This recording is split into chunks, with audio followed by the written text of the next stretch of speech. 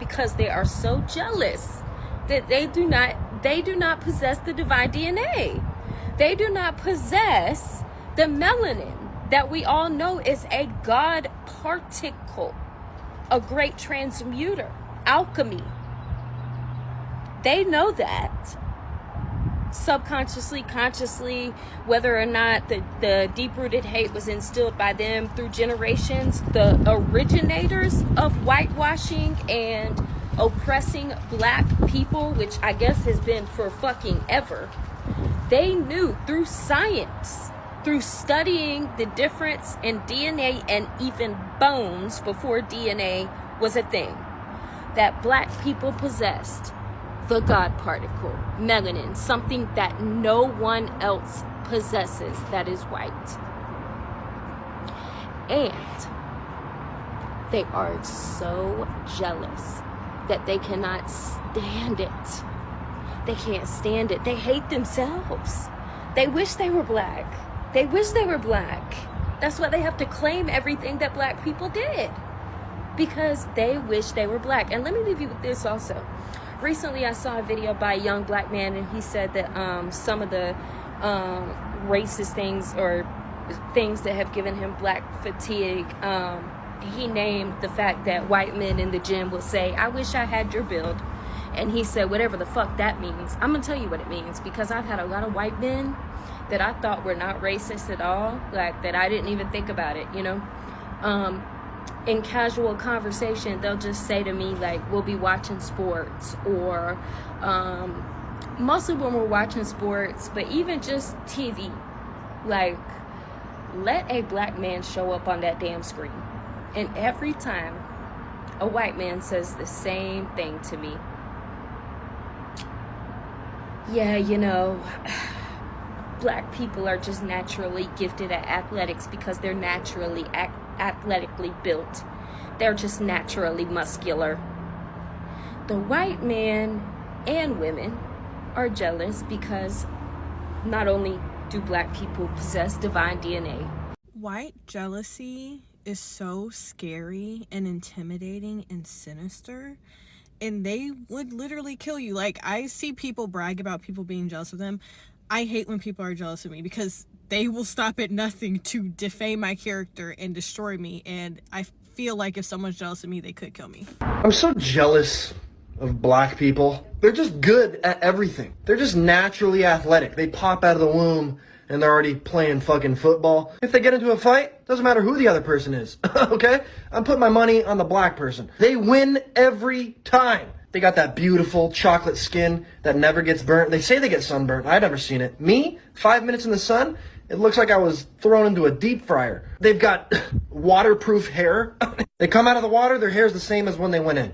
Me, I come out of the water, I look like a cancer patient. Fast as fuck in every sport. I mean, when have you seen a white guy being the fastest? Maybe in the Paralympics with the wheelchairs. Everything they do is just cooler. They've got good style, good taste in music. They can cook good. Girls always got cake. And me personally, I'm an ass guy, so all the black chicks hit my line.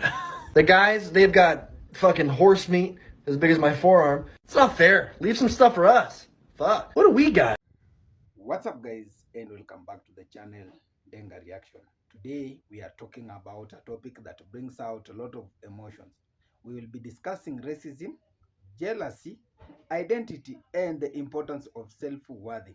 This video we are looking to share one person's opinion about why racism continues and why some people believe black excellency is often misunderstood and unfair criticized. Whether you agree with every point on this conversation encourages us to think about history, personal experience, and how people treat one another. The goal is not to create more division, but to encourage respectful discussion about equality, dignity, and the value of every human being.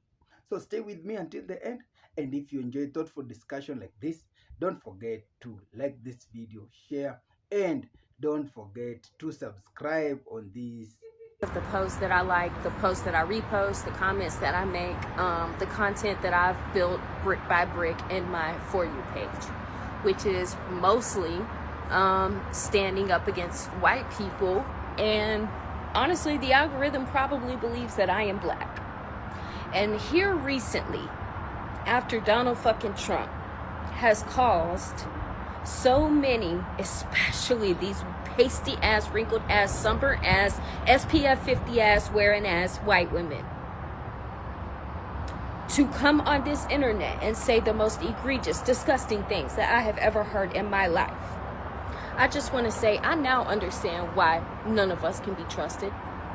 I now understand why y'all don't trust anybody, why you don't feel like you can accept any of us into your space, into your heart, because time and time again,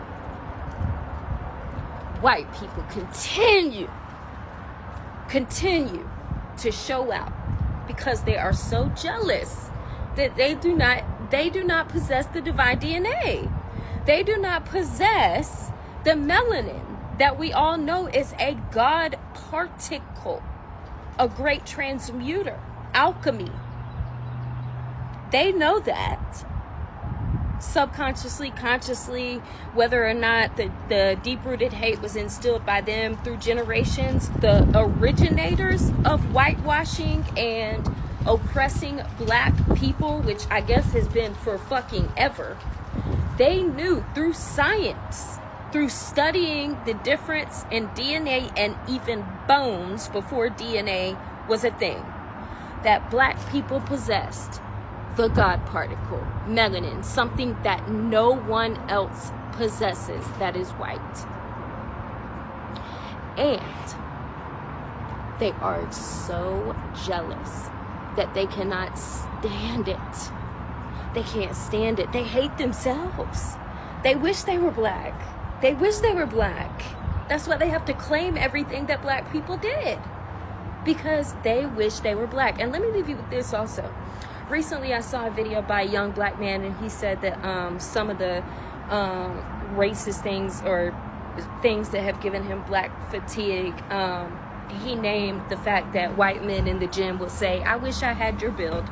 And he said, whatever the fuck that means. I'm going to tell you what it means, because I've had a lot of white men that I thought were not racist at all, like that I didn't even think about it, you know.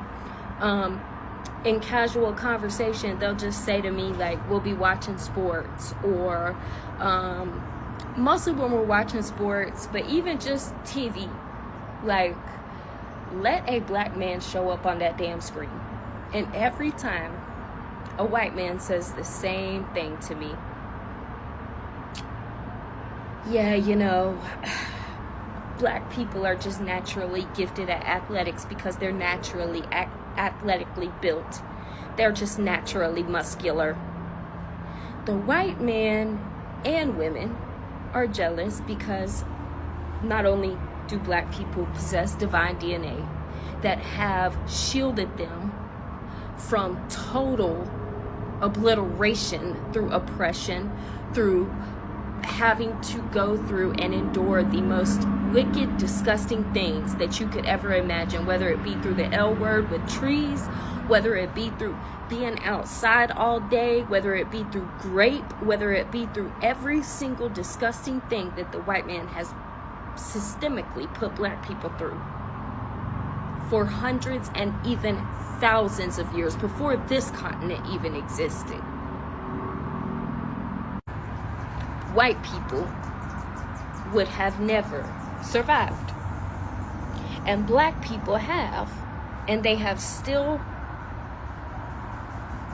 been a part of society, because you can't kill them. You can't kill them off. I know you want to, but you can't, because they're too strong. They're stronger than us. They have more mental fortitude than us. They are divinely encoded. Their bones are encoded with sacred and ancient code, light. You ever heard of the frequency grid? They are the lattice keepers. They are the nodes. They are the divine presence in this world.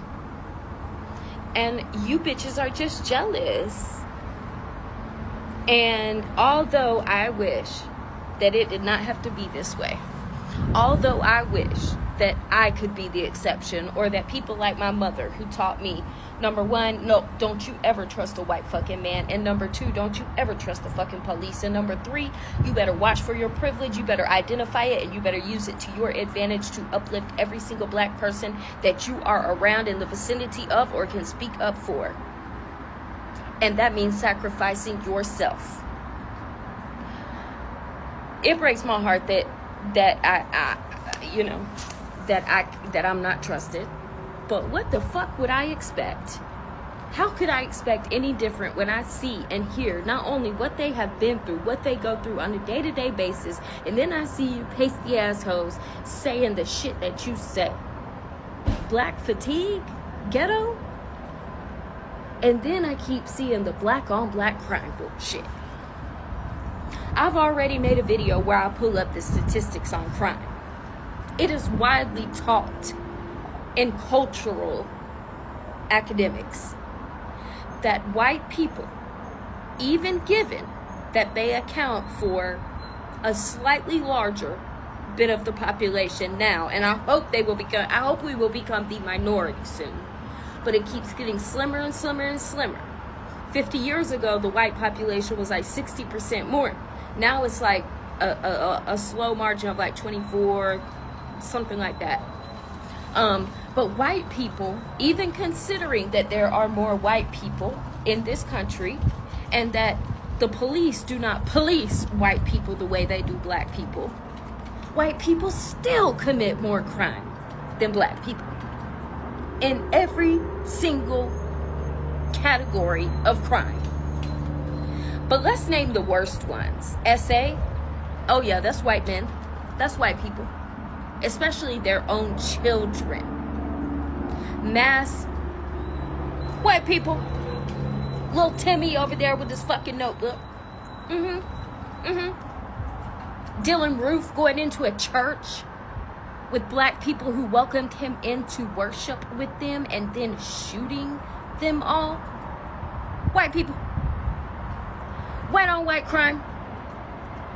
White on black crime. Violence in general, domestic violence, all of that. Look it up.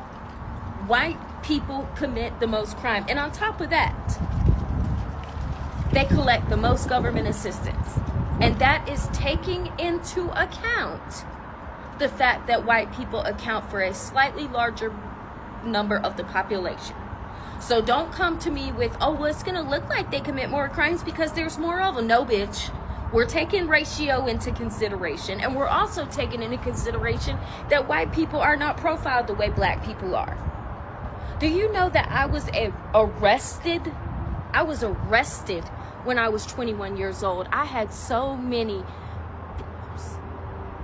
You know, blues, a cut thing that you drink out of, a little tiny baggie with residue of some sort in it. Do you know I was arrested and never searched? I was not even searched when I was arrested. I was able to park my car on the side of the road, have someone come and get it, handcuffed in the front, got to sit in the front seat of the police car, and was not watched when we pulled up to the jail and when we entered the jail, allowing me enough time to take that out of my pocket and shove it into my rack. I was not even searched. So you cannot tell me that your statistics are true. See, this is what y'all do. Y'all whitewash shit and you lie. You blatantly lie. Look the shit up, educate yourself. Everything you believe that is true about this country is not. The people who invented shit, the people who founded shit, the people who owned land in this country. I am from Myrtle Beach, South Carolina. Do you know how many black families had their land stolen from them? And it is literally still within the deed books at the courthouse. I know because my mother she worked with deeds. Y'all are valid, and I am so fucking sorry on behalf of every white out here. I'm so sorry. Damn, I hate y'all. Y'all gotta ruin it for all of us. So I took the last couple of days off of TikTok just so I could watch this whole thing with Trump. I'm convinced now more than ever that the white racists, white nationalists who hate us so much only do so because they have some weird obsession with us. It's like, and we know this, if you're black, you know this to be true, but it's just to see this on a national scale with an event like this, it's weird. It's very weird. It's like he gets killed in Utah. First off, there's like, what, 3 black people in Utah? He gets killed there, and somehow they connect it to us or liberals, and they start threatening HBCUs. This happened on a white conservative Christian college. What do black people in HBCUs have to do with Charlie Kirk or any of this shit? But they just automatically put our names in their mouths. And then now the sickest thing that I've seen is because white nationalists have no one to really be proud of, that you can speak well of, that people as a whole can speak well of. So because of that, they're now trying to compare him to Dr. Martin Luther King Jr. Are you serious right now? Have you lost your goddamn mind? Dr. King, someone who advocated for equality and equity for all people, they want to compare somebody who only wanted good things for white people to him. These people are sick. These people are crazy. Listen, you do not compare that troll to Dr. King in no way, shape, or form. Find something else to do, but keep Dr. King's name out of your mouth. And keep our names out of your mouth. Go build your little stupid towns that nobody's going to want to go to, but sorry ass people like you. But leave HBCUs alone. Leave Dr. King alone. Leave us all alone. I keep seeing videos of people talking about, some white women actually believe that no black woman can be prettier than them. Like, they actually believe, like, no black woman can be prettier than them. Only reason why I don't believe that is because a lot of white women, not all, but a majority of white women are very envious and jealous and always in this one-sided competition with black women. They have always been like that. It's been like that since the beginning of time, y'all. Since the beginning of time. Everywhere I go, people stare at me. People call me pretty. People compliment me. But white girls, they will stare at me. They just have a nasty look on their face. They won't say nothing to me. A few of them will walk up to me and be like, "You're just so pretty. You're so gorgeous." But a lot of them will look at me and just have this nasty look on their face. And I know it's jealousy. I know they're jealous. I just watched this video yesterday. It was a Black history lesson someone was talking about, and it was basically saying how black women way back when used to wear their hair in like these gorgeous big poofy hairstyles with beads and like feathers in their hair and everything like that. And white women were so jealous and so intimidated, so bothered by the hair on another person's head, they went and made a petition. This is in Louisiana. They wrote a petition to the governor, and the governor ended up banning black women from wearing their hair out in public because it was intimidating and, making the white women jealous, essentially. I don't know if you guys remember, but like if you look back in the Victorian times where they used to wear those big poofy dresses and the backside of them dresses were big as hell. Excuse my language. Guess who inspired that? A black woman that was kidnapped from Africa and held in a cage as a freak show, that was forced to act like an animal and do weird stuff in a circus. Same reason why white women go and get lipo now, because they want lips like this. Lips that I was made fun of for having. Which is why this is the reason why they want to go get BBLs. Why? Because black women is a blueprint of the Coke bottle shape. One of the reasons why they get self-tanner. I thought being white as can be was a good thing. Now you want to make yourself bronze? Now you want a little melanin? It's so obvious, y'all. Like, and it's not just racism. It's jealousy. It's envy. That's another reason why these white women will go and purposefully get with these self-hating, colorist black men. I ain't never seen a white woman try to go after a Malcolm X kind of dude. Most likely because a Malcolm X kind of dude ain't gonna want to date him. I ain't never seen a white woman try to, date a black dude that always talks about how he loves black women or has made statements, about black women, how much he loves black women. I see these white women go out and get these whitewashed black men who do nothing but talk trash about black women and how black women this, how black women that, and this black and that black. They purposely go and get with these black men because it's a boost of their ego, because they know, okay, this black man hates himself, which means he hates his people. He doesn't like black women. He feels some type of way about them. So by me getting with him, it's like I get a one up on the black woman. I get a one up on her. They're always in these secret competitions with black women. So you wonder why they're microaggressive to us. You wonder why they always catch these small attitudes. You wonder why they always feel some type of way and looking at you crazy, baby girl, because they're jealous. They're jealous because they know they can't compete where they don't compare. It's jealousy, and it's all a mind game. They will do anything they can to get in our heads and to mess with us, and then try to go and cry and play victim. That's why I don't be phased. I be walking around with my head up high. I know they be staring at me. I know they be looking at me. I don't even pay them no mind. I walk right past them. Won't move out of their way or nothing. They're envious. It's been like that since the beginning of time. White jealousy is so scary and intimidating and sinister. And they would literally kill you. Like, I see people brag about people being jealous of them. I hate when people are jealous of me because they will stop at nothing to defame my character and destroy me. And I feel like if someone's jealous of me, they could kill me. I've talked about it briefly before about my experience at my current workplace whenever I first started, and how I was targeted and outed, and I had someone slander my name and defame my character.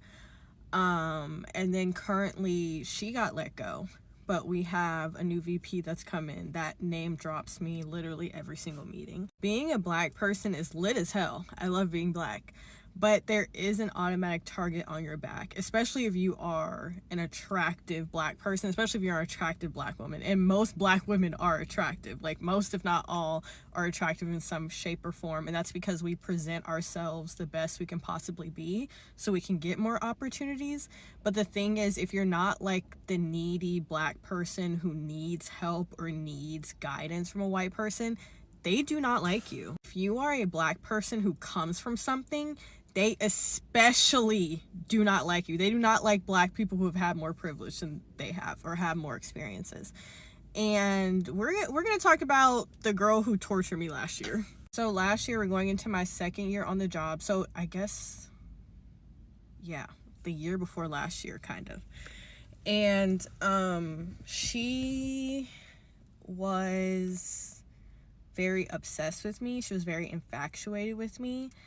And I knew I was in danger because she thought I was prettier than she was. Whenever I know somebody's put me on a pedestal as above them, oh my goodness, as above them in some way, it's very scary to me. Because the thing is, you will stop at nothing to get me off that pedestal, or you are in a one-sided competition with me, and that's what she was doing all last year. Whenever I first started at the job, there was this old creepy man, and the thing is, I don't have daddy issues. So when a creepy man flirts with me, when an old man flirts with me, I get weirded out because you're my dad's age. And so he would flirt with me, make his little jokes or whatever, and she was very envious of that because apparently that was her workplace crush, even though she has a husband. And they were in the middle of going through a divorce. So she was just having a really hard time.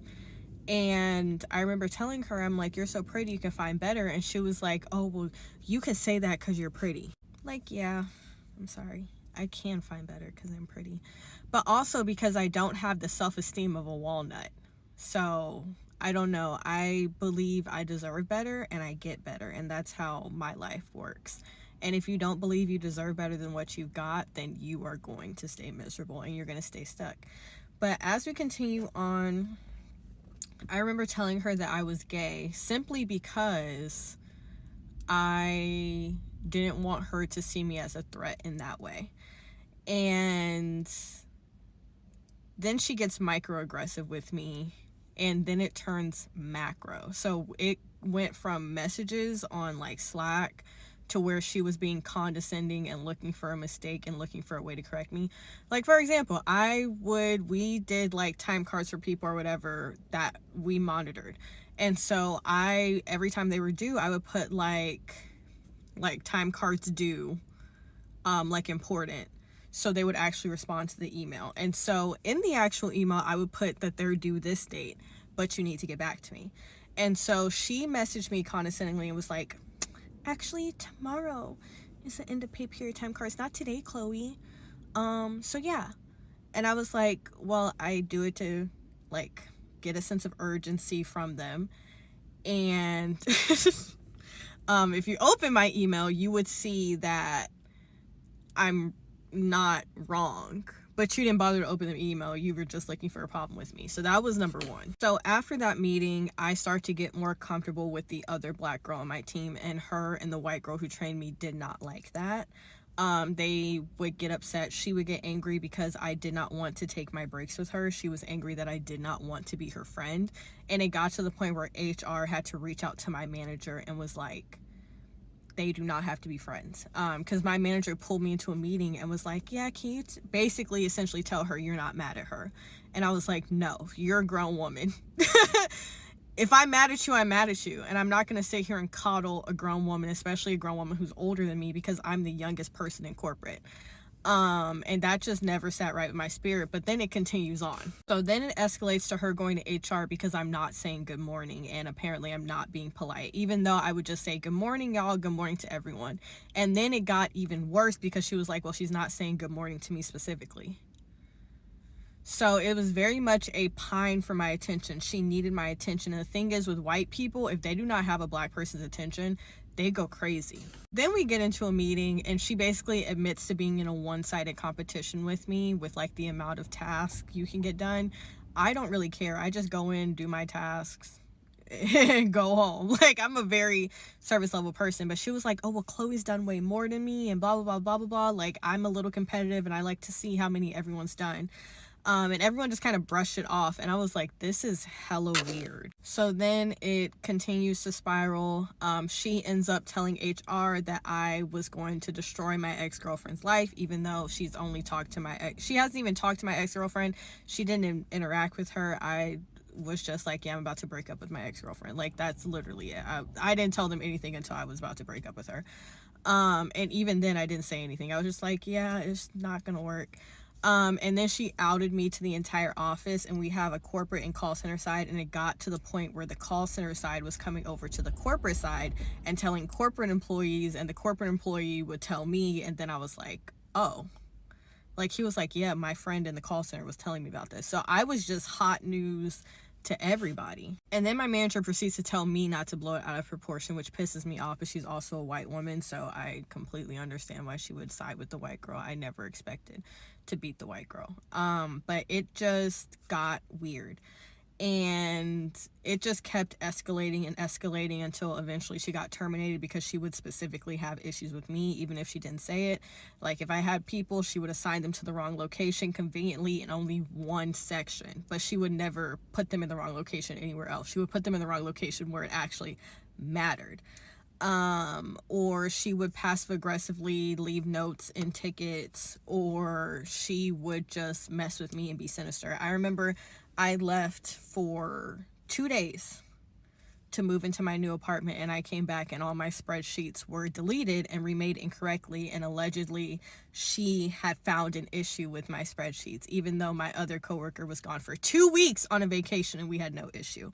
And then when I proceeded to tell her it was not necessary, you did not need to do that, and it could have waited till I got back because I was only gone for 2 days, and I don't think I'm being mean, my manager proceeds to like yell at me in front of all of my team and was like, I told her to do it, don't get on her, don't be mean to her.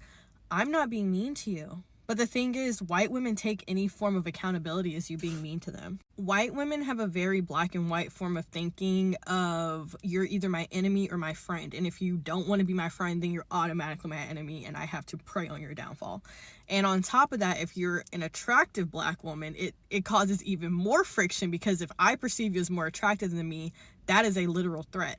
And I saw a video earlier about Alandria and like the white ED TikTokers, and how white women were angry when Alandria would like post like about her body, but they wouldn't get angry when a white girl posted about it. And it was because white on white jealousy is seen as normal. Like, it's normal for a white woman to be envious of a white woman. But when a white woman is envious of a black woman, it turns into a threat to your existence, because you're literally not making sense in their head. There's no reason that you should be more attractive than them as a person of color. But yeah, it got hella weird really fast. So she's been terminated, but now my new manager, whatever, he has beef with me, and I really don't know, and I really don't care, because I come in here, do my job, and go home. I'm only here till I graduate, so. Comment. So guys, the speaker begins by sharing the belief that much of the hatred about racism directed towards black people comes from jealousy rather than every black people have done. According to the speaker, many people admire the talent, culture, beauty, and achievement of black people, but do not always admit it. Instead, they respond with fear, resentment, or discrimination. This is a strong opinion that many people may have different views. However, history clearly shows that racism has existed for centuries and has caused pain to millions of people around around the world. Discrimination has affected education, jobs, housing, healthcare, and many other areas of life. It also talks about melanin and what they call divine DNA. This is a presented as personal belief rather than a scientific fact. Many people have spiritually believed about human identity, while science explains skin color as a result of genetics and the amount of melanin produced in the body, regardless of skin color. Every human being deserves equal respect and equal opportunity. Another point discussed is black excellency in sports and entertainment.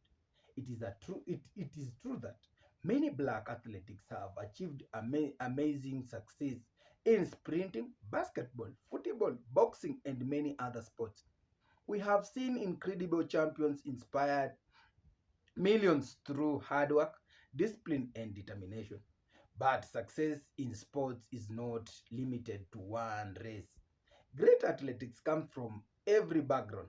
What matters most is dedication, training, opportunity, and commitment. Instead of comparing races, we should celebrate the achievement of everyone who works hard to reach at the top.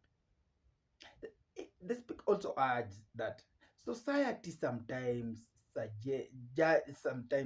judges black people more harshly than others.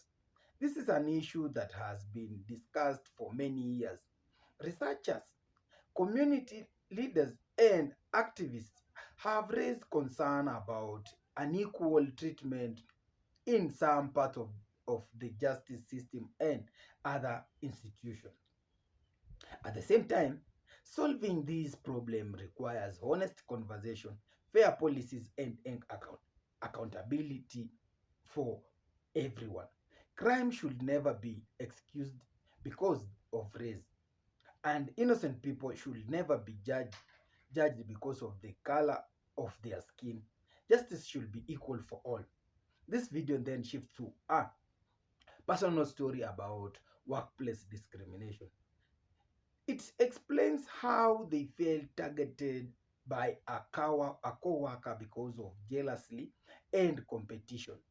Many people, regardless of race, have experienced difficult co-workers or unfair treatment at work.